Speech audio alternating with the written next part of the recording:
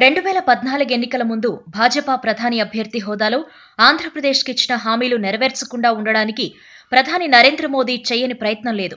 ముఖ్యమంత్రి చంద్రబాబు నాయుడును దేశంలో సీనియర్ రాజకీయ నాయకుల్లో ఒకరు అన్న గౌరవం కూడా లేకుండా విభజన హామీల అమలు కోసం 29 సార్లు ఢిల్లీ చుట్టూ తిప్పించుకుని ఆంధ్ర ప్రజలని అవమానించారు. స్థానిక భాజపా నాయకులు సోము వీర్రాజు లాంటి వారు భాగస్వామ్య పార్టీ తెలుగుదేశంపై అమర్యాదకరంగా నోరు పారేసుకుంటే కనీసం నియంత్రించలేకపోయారు. చివరకు 14వ ఆర్థిక సంఘాన్ని అడ్డం పెట్టుకుని ఆంధ్రకు ప్రత్యేక హోదా సాధ్యం కాదు అని మోసం చేశారు.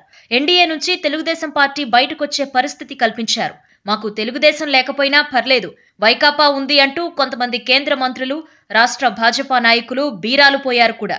ప్రత్యేక హోదా పరిష్కారం కాని ఇతర విభజన హామీలపై తెలుగుదేశం పార్టీ రాజీ లేని పోరాటం చేస్తున్న విషయం తెలిసిందే. ఉప ఎన్నికల్లో అలాగే రాష్ట్రాల ఎన్నికల్లో వరుసగా గెలుస్తూ వస్తున్న భాజపా ఉత్తరప్రదేశ్ రాష్ట్రంలో జరిగిన 2 లోక్సభ ఎన్నికల్లో ఓటమి చవిచూసింది.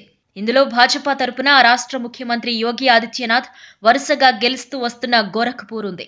ఇక్కడ ఆంధ్ర శ్రీకాకుళం జిల్లాకు చెందిన ఓటర్లు నిర్ణయాత్మక సంఖ్యలో ఉన్నారు అని, వారి ప్రభావం ఎన్నికల ఫలితాన్ని మార్చిందని విశ్లేషకులు అభిప్రాయపడ్డారు. తర్వాత జరిగిన కర్ణాటక అసెంబ్లీ ఎన్నికల్లో కూడా భాజపా తెలుగువారి ప్రభావంతో ఓటమి చవిచూసింది. అయితే ఈ అనుభవాల నుంచి నేర్చుకుని కాషాయ పార్టీ ఆంధ్రప్రదేశ్కు జరగవలసిన న్యాయం విషయంలో మాత్రం నాన్స్టానికే ప్రయత్నం చేస్తోంది. తెలుగుదేశం పార్టీ, ప్రతిపక్ష వైకాపా పార్టీలు క్రితం పార్లమెంట్ సమావేశాల్లో అవిశ్వాస తీర్మానాలు ప్రవేశపెడితే సదరు తీర్మానాలు చర్చకు రాకుండా తమిళనాడు ఏఐడీఎంకే, తెలంగాణ రాష్ట్ర సమితి పార్టీల సహాయంతో సభను స్తంభింపచేసింది. అయితే ఆ వ్యూహం ప్రజల్లో రివర్స్ ఫలితాన్నిచ్చిందని ఇంటెలిజెన్స్ వర్గాలు చెప్పడంతో ప్రస్తుతం జరుగుతున్న తెలుగుదేశం ప్రవేశపెట్టిన అవిశ్వాస తీర్మానంపై చర్చకు అనుమతించింది.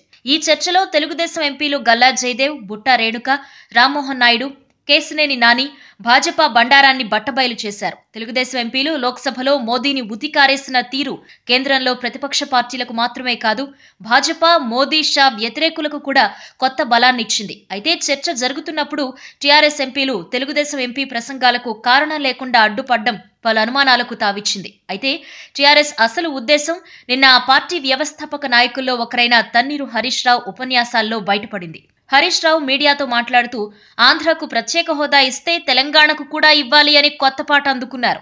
ఈ రోజు వరకు ఎప్పుడూ ప్రత్యేక హోదా గురించి మాట్లాడని తెరాస ఇప్పుడు ఉన్నట్టుండి ఆంధ్రకు ప్రత్యేక హోదా ఇస్తే పరిశ్రమలు ఆంధ్రకు తరలిపోతాయని, తెలంగాణ నష్టపోతోంది అని అనటం కేవలం ఆంధ్రకు ప్రత్యేక హోదా రానివ్వకుండా ప్రయత్నిస్తున్న భాజపాకు సహాయం చేయటానికి అని విశ్లేషకులు చెబుతున్నారు. ప్రత్యేక రాష్ట్రం కోసం తెరాస నాయకులు ఢిల్లీ చుట్టూ తిరిగిన సమయంలో కూడా ఎప్పుడూ తెలంగాణకు ప్రత్యేక హోదా కావాలని వారు కోరకపోగా వారు ఆంధ్రకు సదరు హోదా ఇచ్చినా తమకు అభ్యంతరం లేదు అని చెప్పిన విషయం కూడా విశ్లేషకులు గుర్తు చేస్తున్నారు. ఇప్పటి వరకు భాజపా రాష్ట్ర విభజన హామీల విషయంలో ఆడుతూ వస్తున్న నాటకాల్లో ఇదొక కొత్త నాటకం అంటూ ఆంధ్ర ప్రజలు విమర్శిస్తున్నారు.